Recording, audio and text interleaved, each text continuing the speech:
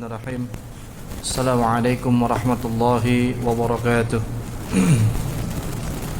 Innal hamdalillah nahmaduhu wa nasta'inuhu wa nastaghfiruh wa na'udzu billahi min shururi anfusina wa min sayyiati a'malina.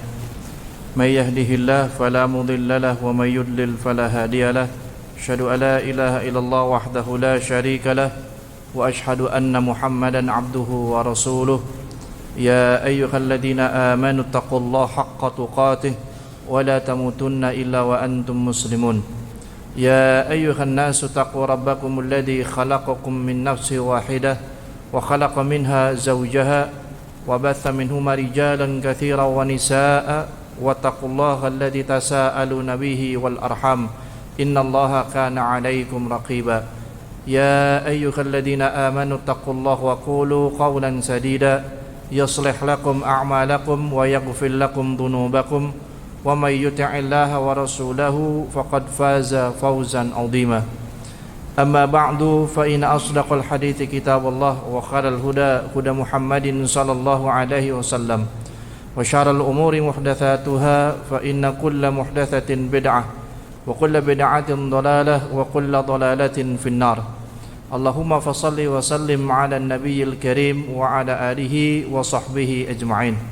Ikhwatal Islam, a'azakumullah, para hadirin dan hadirat jamaah salat duhur yang dimuliakan Allah tabaraka wa ta'ala. Alhamdulillah, segala puji hanyalah milik Allah tabaraka wa ta'ala. Tentunya dengan segenap kudrah dan iradahnya, kembali pada kesempatan siang hari ini kita dapat berkumpul di dalam majlis ilmu yang mulia ini dalam keadaan sehat walafiat. Semoga Allah tabaraka wa ta'ala senantiasa mencurah limpahkan kepada kita ilmu yang bermanfaat, ilmu yang berkah, ilmu yang bisa menuntun kita kepada kebajikan, ilmu yang bisa menghasilkan amal-amal saleh, dan ilmu yang kelak pada hari kiamat semoga akan menjadi hujjah dan syafaat bagi kita di hadapan Allah subhanahu wa ta'ala. Salawat dan salam kita sampaikan kepada uswah dan qudwah, suri tauladan terbaik di atas kehidupan kita, ialah Nabi Muhammad sallallahu alaihi wasallam. Semoga salawat dan juga salam tercurah limpahkan kepada seluruh keluarga besar beliau, min azwajihi wa dzurriyyatihi, istri-istri beliau dan anak-anak keturunan beliau, kepada para sahabat dan sahabiyah, kepada para tabi'in dan atba'u tabi'in radhiyallahu ta'ala anhum ajma'in, dan juga kepada seluruh kaum muslimin, kepada orang-orang yang selalu istiqamah dalam rangka ittiba' kepada sunnah-sunnah beliau sallallahu alaihi wasallam di atas hidup dan kehidupan. Taib, ikhwan dan akhwat sekalian yang dimuliakan Allah tabaraka wa ta'ala, melanjutkan kembali pelajaran kita dari kitab Syama'il Muhammadiyah, buah karya Al-Imam Abu Isa At-Tirmidzi rahimahullahu ta'ala. Terakhir kita sampai kepada pembahasan tentang cincinnya Rasulullah sallallahu alaihi wasallam, ya, tentang cincinnya Rasulullah sallallahu alaihi wasallam. Ya, maka untuk khulasah, ya, ataupun rangkuman sekilas murojaah tentang pembahasan kita pada pertemuan yang lalu, ya, bahwasannya telah ditetapkan berdasarkan hadis-hadis yang sahih bahwa Nabi sallallahu alaihi wasallam memakai cincin, ya, memakai cincin di tangannya. Khususnya adalah Nabi memakai cincin di tangan kanannya. Walaupun nanti juga ada riwayat-riwayat yang menyebutkan bahwa, ya, ada yang pernah melihat Nabi mengenakan cincin itu di tangan kirinya, ya, sehingga terjadi khilaf, sehingga terjadi perbedaan pendapat di antara para ulama. Akan tetapi yang pasti memang Nabi SAW memakai cincin, ya, di jari tangannya, ya. Maka yang lalu sudah kita sebutkan berkaitan dengan hukum, ya, seorang laki-laki memakai cincin tersebut, ya, para ulama, ya, berbeda pendapat tentang hukum tersebut, bahwa ada yang mengatakan, ya, bahwa hukumnya adalah pertama mubah, ya, hukumnya boleh-boleh saja, selama tentunya cincin yang dipakai oleh kaum laki-laki tersebut adalah bukan yang terbuat dari bahan baku yang memang dilarang di dalam syariat Islam. Ya, misalkan ada seorang laki-laki memakai cincin yang terbuat dari hadid misalnya, dari besi.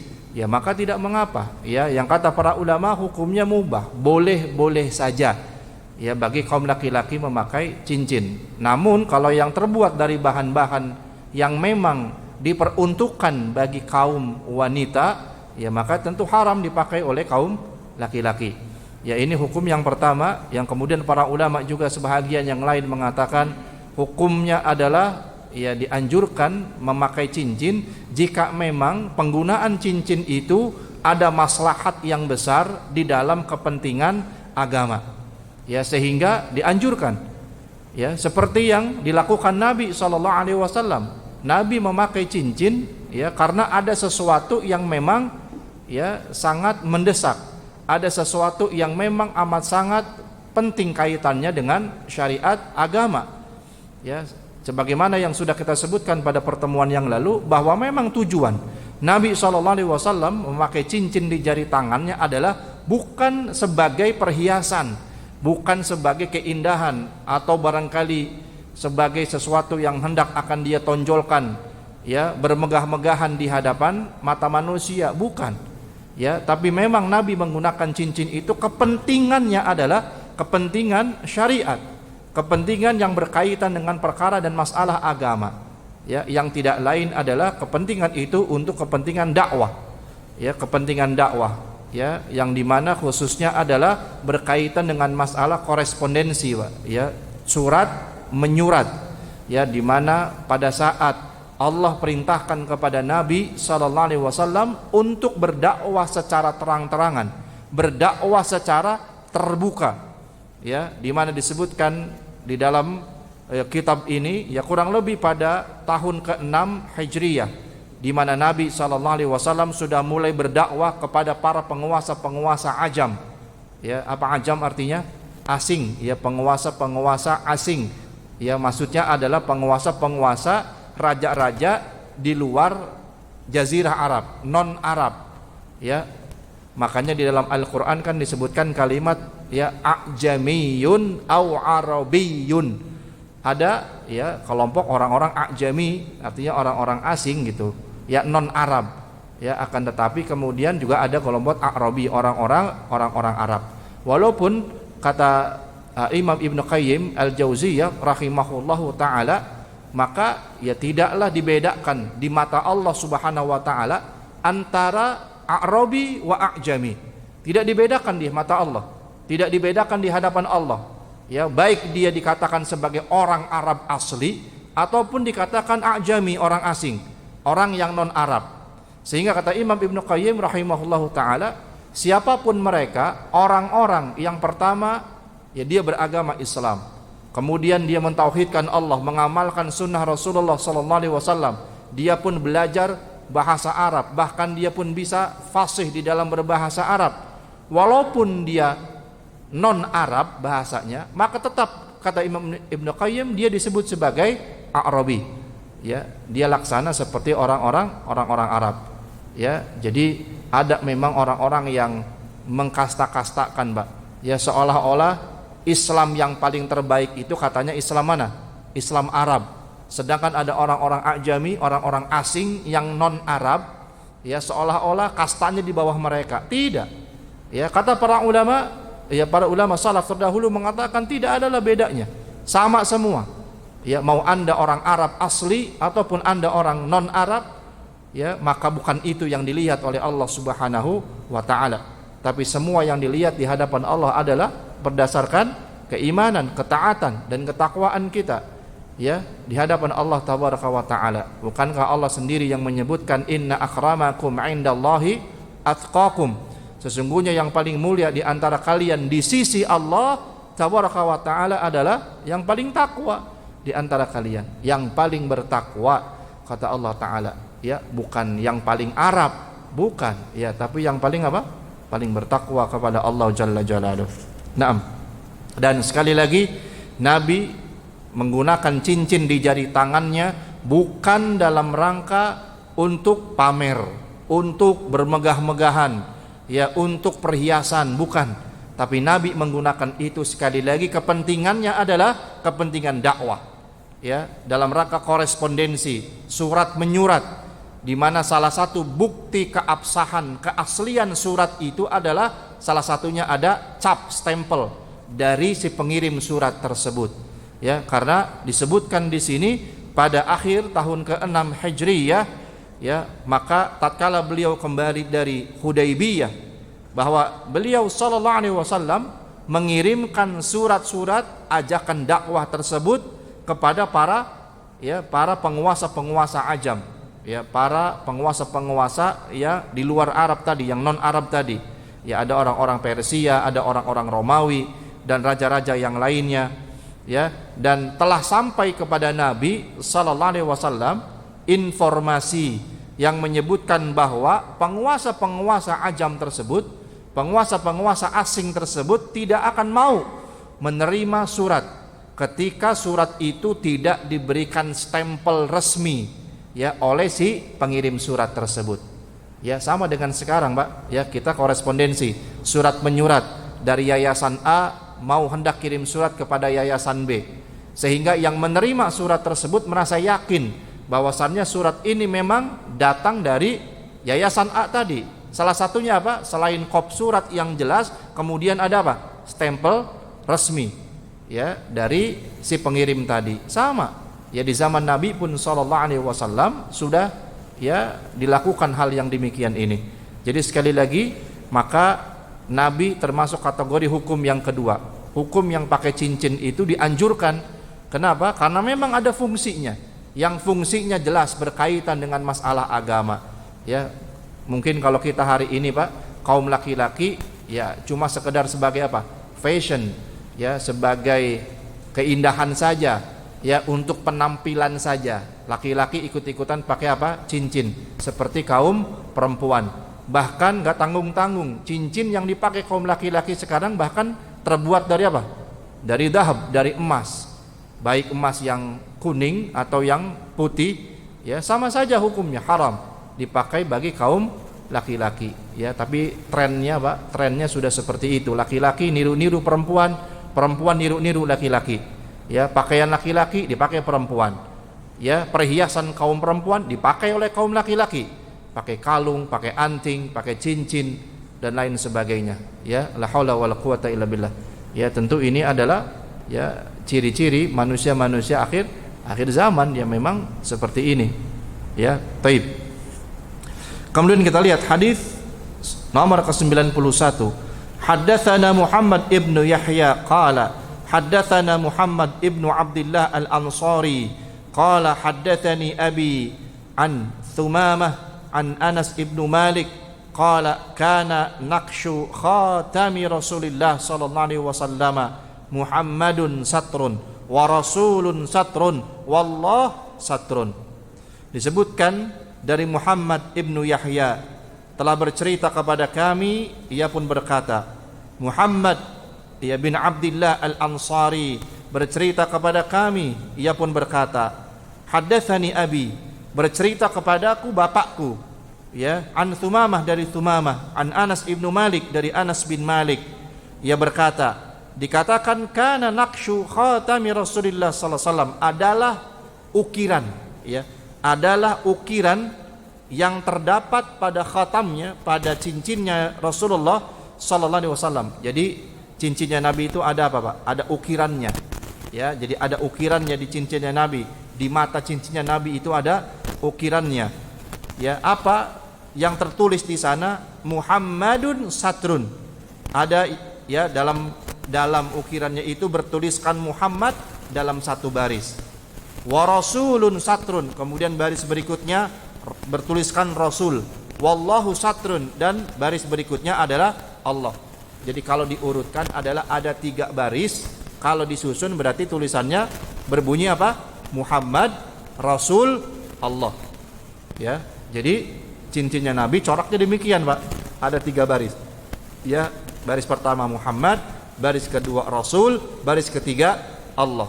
Ya, jadi kalau pas di stempel tulisannya adalah Muhammad, Rasul, Allah.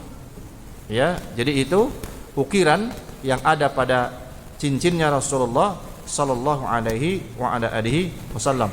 Ya, jelas. Jadi bahwasannya itu menunjukkan asli bahwa surat itu memang dikirim oleh Nabi sallallahu alaihi wasallam. Walaupun Nabi tidak bisa baca, tidak bisa tulis, Nabi mendelegasikan isi suratnya itu kepada para sahabat, ditulis oleh para sahabat. Ya, ada para sahabat yang memang tugasnya menuliskan surat-surat Nabi sallallahu alaihi wasallam. Kemudian setelah itu dibacakan di hadapan Nabi, ya, dan tatkala Nabi menyetujuinya, kemudian Nabi memberikan cap, memberikan stempel dengan cincinnya kepada surat tersebut. Ya, baru kemudian surat itu dikirimkan, ya, kepada penguasa-penguasa ajam tadi, kepada penguasa-penguasa asing tadi, yang tidak lain tujuannya kepada mereka adalah mengajak, ya, para penguasa-penguasa ajam itu agar mereka masuk Islam. Ya, taib, ini periodisasi dakwah sudah secara terang-terangan, dakwah secara terbuka, ya, sehingga Nabi SAW giat mengirimkan surat-surat, ya, dan mengirimkan utusan-utusannya, mengirimkan duta-duta besarnya, mengirimkan delegasi-delegasinya kepada penguasa-penguasa asing tersebut. Ya, tidak lain tujuannya untuk berdakwah, mengajak mereka masuk ke dalam Islam. Taib. Berikutnya hadis nomor 92. Haddatsana Nasr ibnu Ali, ya, Al-Jahdami Abu Amr, qala haddatsana Nuh ibnu Qais an Khalid ibnu Qais, ya, an Qatadah an Anas ibnu Malik anna an-nabiyya sallallahu alaihi wasallam kataba ila Kisra, ya, wa Qaisara wan Najashi faqila lahu innahum la yaqbaluna kitaban illa bi khatamin, ya, fasaga Rasulullah sallallahu alaihi wasallam khataman, ya, halqatuhu fiddah wa nukisha fihi Muhammadun Rasulullah.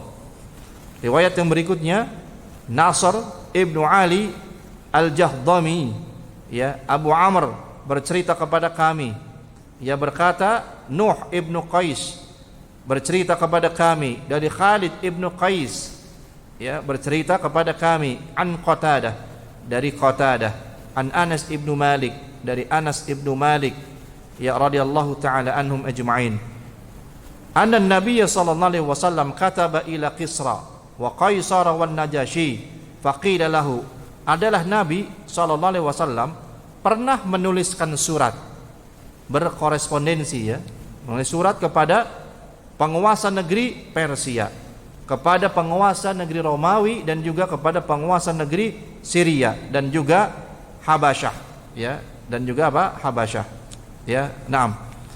Faqila lahu, maka kemudian, ya, dikatakan kepadanya, diberitahukan, innahum la yaqbaluna kitaban illa bi khatimin, bahwasannya raja-raja tersebut, penguasa-penguasa tersebut, ya, penguasa negeri Persia, Romawi, Syria, Habasyah atau Ethiopia, ya, bahwa mereka tidak akan pernah menerima surat tanpa adanya stempel, cap resmi, ya, dari siapa? Dari sang pengirim surat tersebut, ya.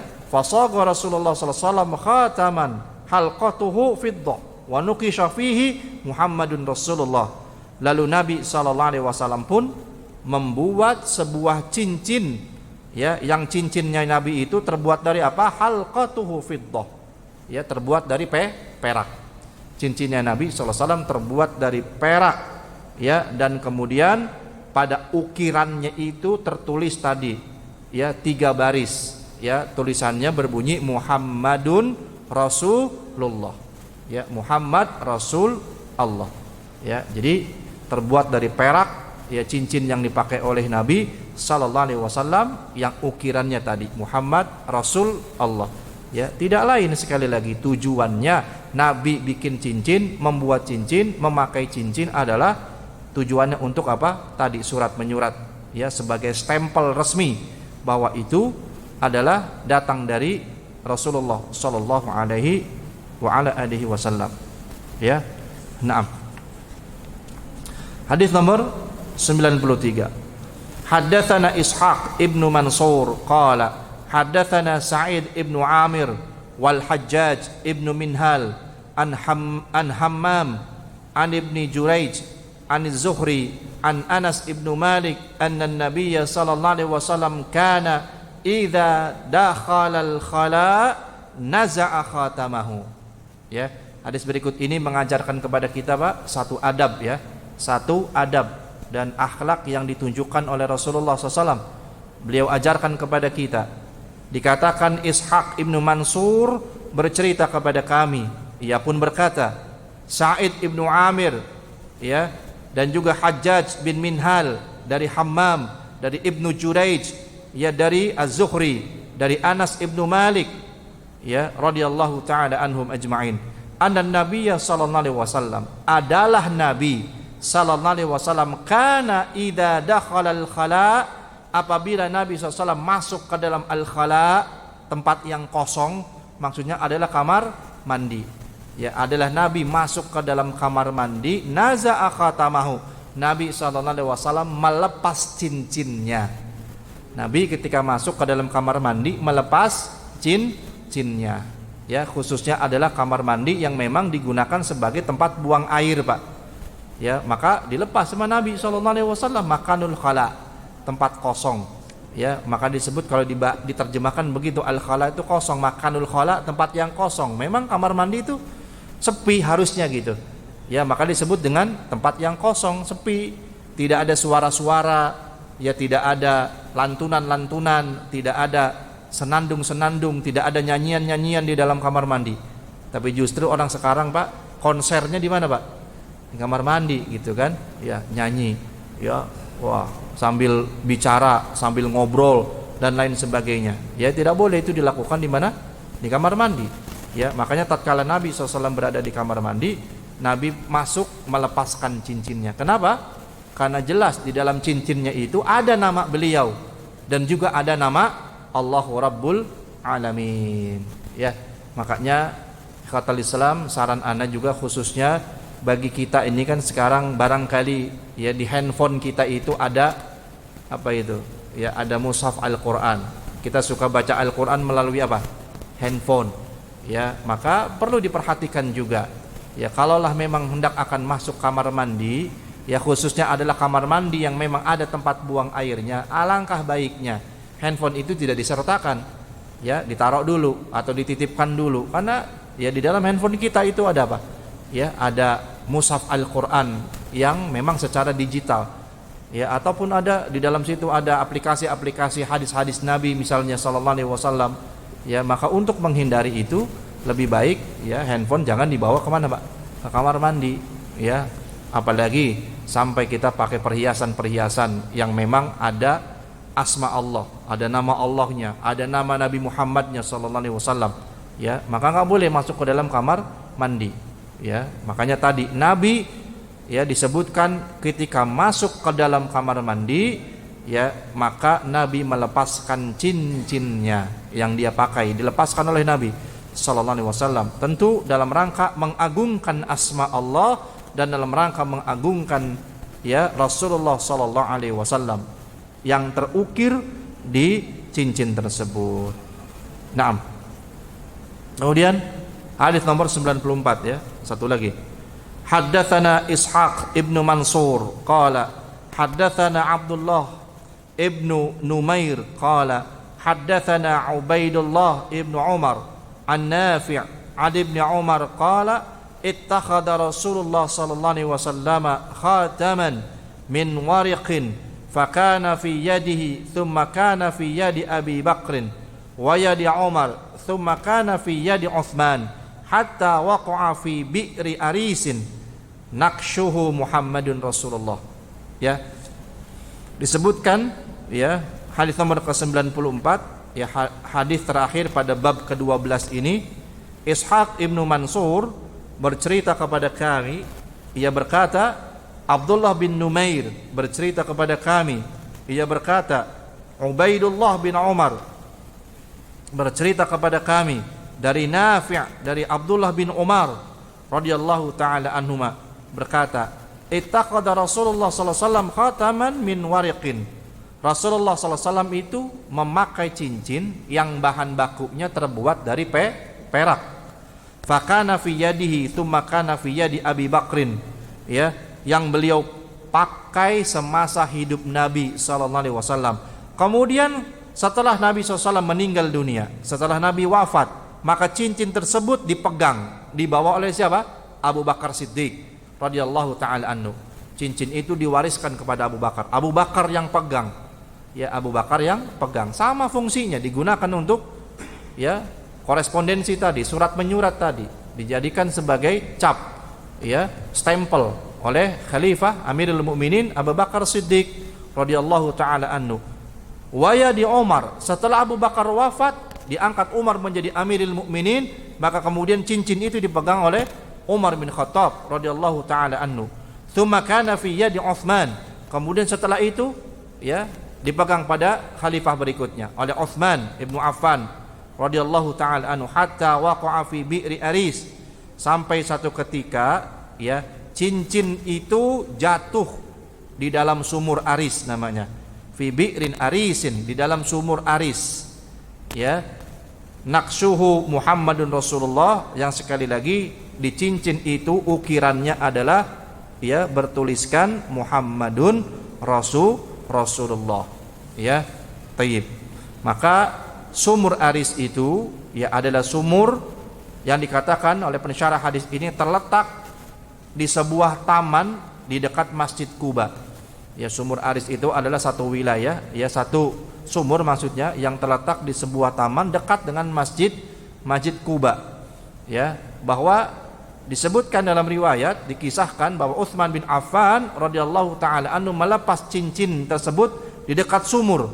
Ya, hingga tanpa sengaja cincin itu kemudian jatuh ke dalam sumur Aris tersebut. Ya, setelah itu sudah tidak ditemukan lagi. Ya, kemudian cincin itu hilang sudah. Ya, jadi kalau ada orang hari ini mengaku-ngaku tiba-tiba memiliki barang-barang peninggalan Rasulullah sallallahu alaihi wasallam, termasuk salah satunya adalah ada misalnya orang-orang mengaku, ada orang yang mengaku saya memiliki dan memegang cincinnya Rasulullah sallallahu alaihi wasallam misalnya. Dia itu dapat dipastikan orang itu apa? Berbohong. Orang itu berdusta. Ya, dari mana? Makanya dalam pembahasan yang lalu kritik para ulama terhadap ya orang-orang yang suka mengaku-ngaku memiliki barang-barang peninggalan Rasulullah sallallahu alaihi wasallam ya, atau bahagian dari tubuh Rasulullah, seperti ada yang menyimpan rambutnya Rasulullah ya, barangkali ada yang menyimpan ya misalnya bejananya Rasulullah atau barang-barang yang pernah dimiliki dan dipakai oleh Rasulullah SAW, maka kata para ulama ya perlu dipertanyakan keabsahannya ya, karena memang Nabi meninggal dunia tidak meninggalkan apa-apa gitu ya, barang-barangnya sudah hilang ya, termasuk cincinnya jatuh ke dalam sumur Aris kemudian hilang ya, tidak ditemukan lagi ya, tidak ditemukan lagi. Jadi sekali lagi ada orang-orang yang mengaku bahwa itu ya, hari ini ada yang mengatakan memiliki cincinnya Nabi sallallahu alaihi wasallam, ya dapat dipastikan bahwa berita itu adalah dusta ya. Dari mana dia ya memiliki cincin itu? Karena sesungguhnya cincin itu telah hilang ya, karena tadi sahabat Utsman bin Affan tidak sengaja menjatuhkan cincin itu ke dalam sumur Aris ya.